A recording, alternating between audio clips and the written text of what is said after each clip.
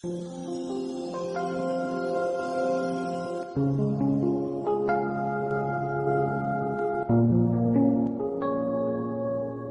reading from the book of Sirach.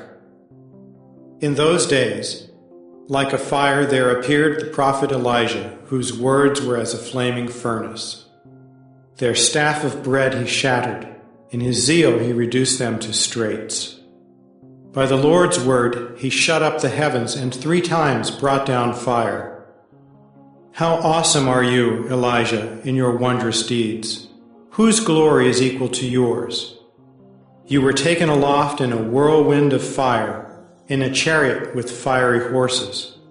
You were destined, it is written, in time to come to put an end to wrath before the day of the Lord, to turn back the hearts of fathers toward their sons, and to reestablish the tribes of Jacob. Blessed is he who shall have seen you and who falls asleep in your friendship. The word of the Lord. The responsorial psalm. The response is, Lord, make us turn to you. Let us see your face, and we shall be saved. O shepherd of Israel, hearken. From your throne upon the cherubim, shine forth. Rouse your power. Lord, make us turn to you. Let us see your face, and we shall be saved. Once again, O Lord of hosts, look down from heaven and see. Take care of this vine and protect what your right hand has planted, the Son of Man whom you yourself made strong. Lord, make us turn to you. Let us see your face, and we shall be saved. May your help be with the man of your right hand, with the Son of Man whom you yourself made strong. Then we will no more withdraw from you. Give us new life, and we will call upon your name. Lord, make us turn to you. Let us see your face, and we shall be saved. A reading from the Holy Gospel according to Matthew.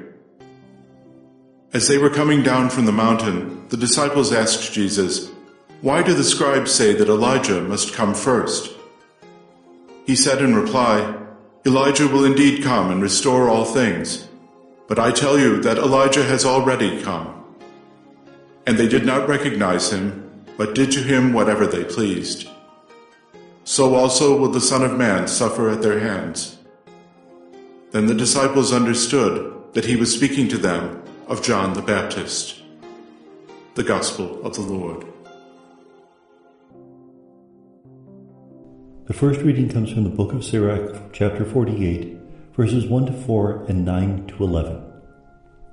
This is an elegy that we find in the book of Sirach that celebrates, in this case, Elijah the prophet, but is surrounded by other portraits of the great heroes of faith of the Jewish life. This book was written to show that Jewish wisdom was just as good as Greek wisdom. And one of the ways that the author does this is by talking about the heroes of the Jewish faith, Abraham, Isaac, Moses, etc. We hear about how Elijah, his words were a flaming furnace. Remember how he's able to bring fire down from the heavens, both when he sacrifices the animal on Mount Carmel and when he's going to be arrested by the troops of the king. The staff of bread he shatters. Remember how he calls famine down upon the land for 3 years because the people were worshiping a pagan god, Baal, and they called that god the god of fertility. And so, as a sign that their god was a false god, they received false fertility. There's a rabbinic maxim, as the sin, so the punishment. Because they worship the false god, they get false fertility, which is famine. He goes up to the heavens in a fiery chariot. Remember how Elisha was able to see Elijah taken up into the heavens, and because he was taken up into the heavens alive, it was believed that when the people needed a special revelation from the heavens, he was one of the characters who might give that revelation. The other two that were often mentioned were Moses, who died a very unusual death, was buried by God himself, and Enoch, who walked with God, and therefore didn't die either. And it was believed that he would return to turn the hearts of fathers toward their sons, reestablish the tribes of Jacob. He was going to prepare the people of Israel for the day of the Lord. And that's exactly what he does.